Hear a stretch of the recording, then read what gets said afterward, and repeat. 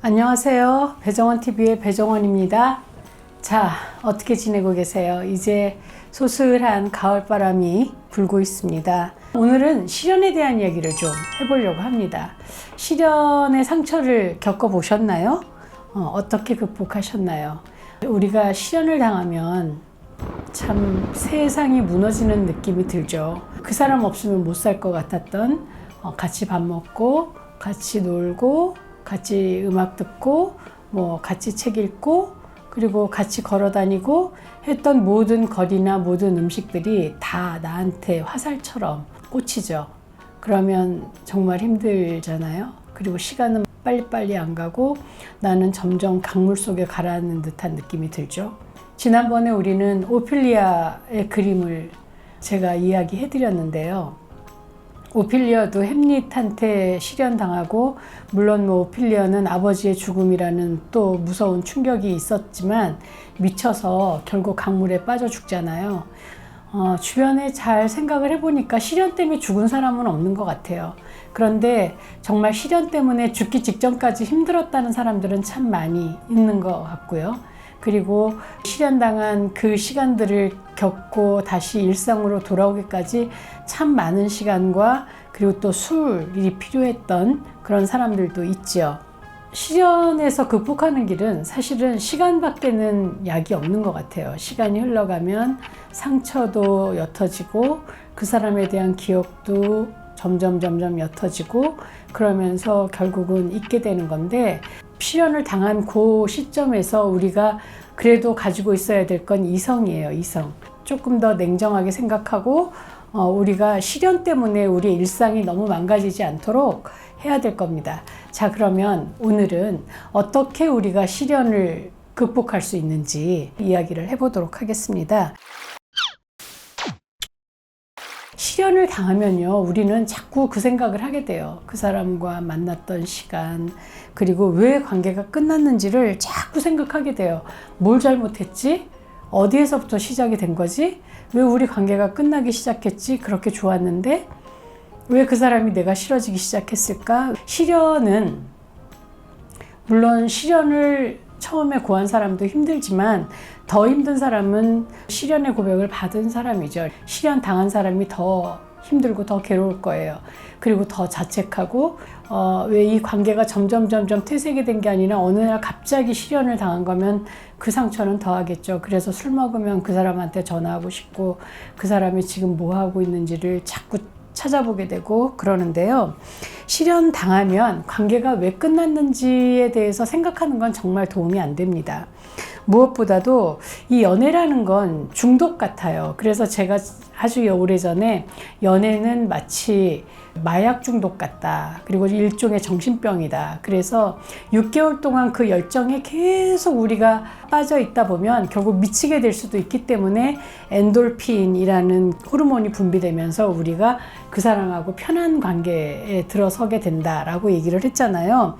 그래서 이렇게 우리가 계속 연애를 하고 있다, 이 연애를 못하게 되면 금단 증상이 마치 마약 중독자가 마약을 끊은 것처럼 나타나게 됩니다. 그래서 왜 헤어졌는지에 대해서 자꾸 집착하게 되고 그 사람의 존재를 찾아다니게 돼요.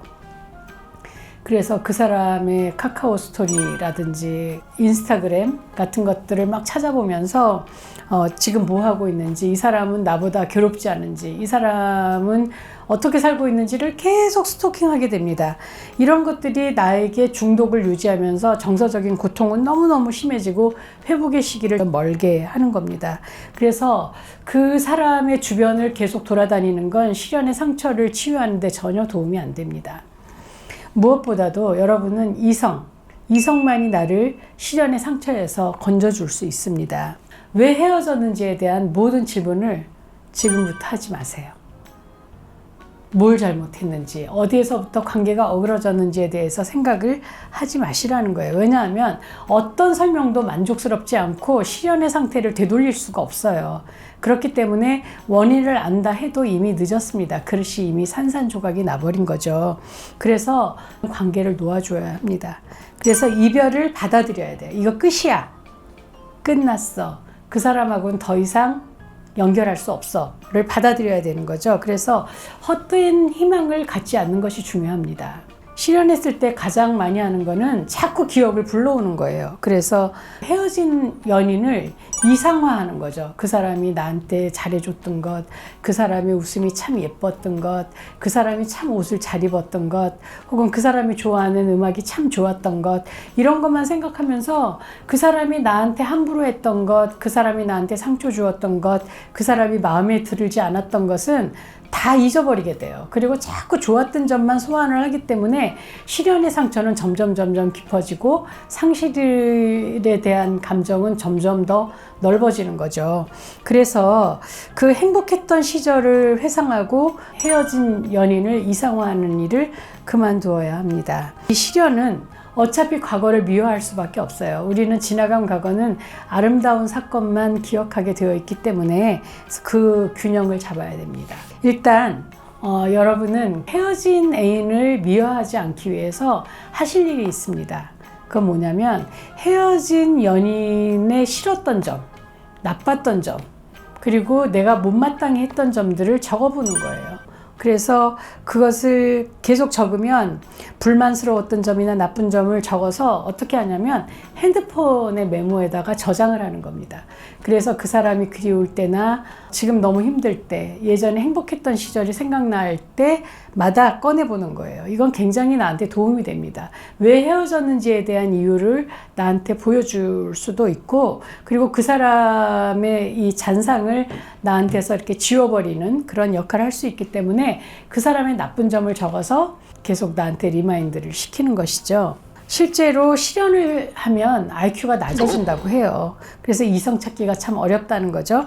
실연은 모든 상실과 슬픔의 모든 특징을 다 공유한다고 그래요. 그래서 불면증도 생기고 면역력이 굉장히 낮아지고 우울증이 생기고, 그리고 복합적인 심리적인 외상을 드러내게 됩니다. 그렇기 때문에 여러분들이 하실 일은 그 사람과 행복했던 시간, 그리고 그 사람의 좋았던 점, 그리고 그 사람을 미화시키는 것이 아니라 그 사랑을 진행하는 도중에 나의 삶의 빈 곳이 있잖아요. 그 사람을 만나는 중에 못 만났던 나의 친구들, 그리고 뭐 지인들과의 관계를 채워가는 거예요. 그래서 내 주변을 좋은 사람들로 채우고, 그리고 따뜻한 마음을 주고받을 수 있는 시간으로 채우는 거죠.